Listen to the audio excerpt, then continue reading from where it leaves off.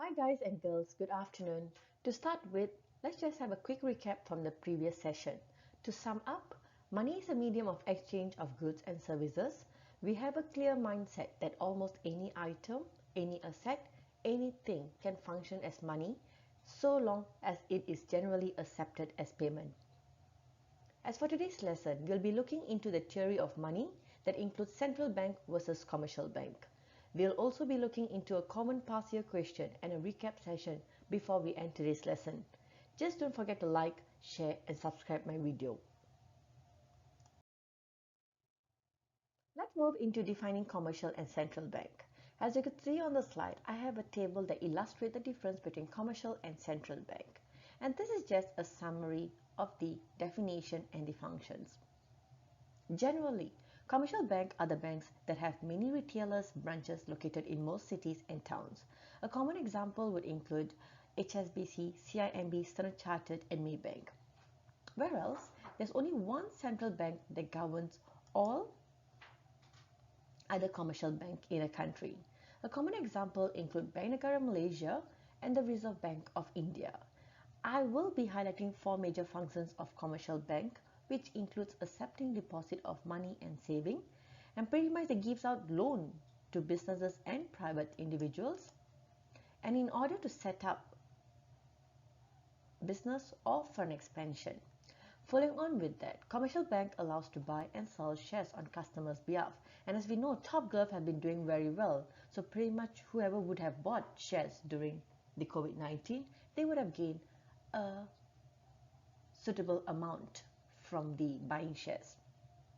They also provide insurance such as protection in the form of money against damage or theft of personal property. Customers can also exchange foreign currency in a commercial bank, and banks do provide financial planning advice to their customers for a better sustainability in their life. Let's now move on to central bank. As for central bank, I'll be focusing on four major functions, which include bank issue notes and coins for the nation's currency. Central bank also manages all payments relating to the government, where they issue and repay public debts on the government's behalf, and this helps the country to be better off. Moving on, central bank supervises and controls all the other banks in the world economy, even holding their deposit and transferring funds between them. The all other banks that I'm referring to are the commercial banks. And I just mentioned commercial banks are the ones, for an example, HSBC, Standard Chartered, Maybank, and we've got more, but these are the ones that I could just specify on. Moving on, central bank is a lender of last resort to commercial bank.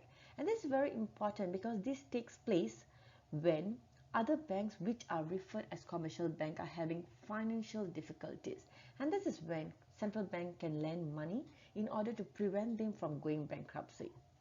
Let's then move on to next slide. Let's now move into practice questions.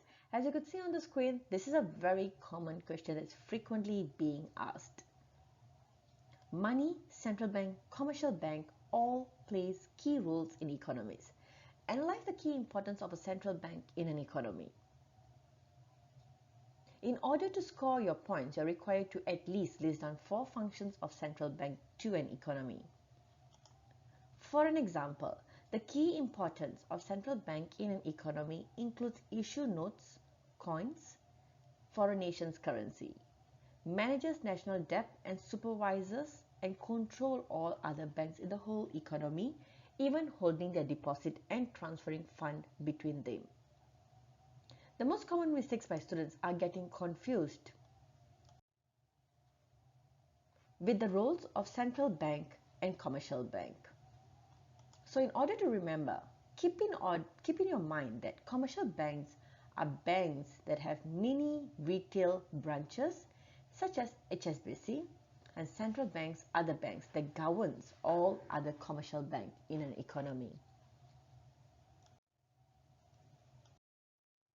Just a quick recap on today's lesson on the functions for the commercial bank, and that includes accepting deposit, giving loans, buying and selling shares, and exchanging foreign currency.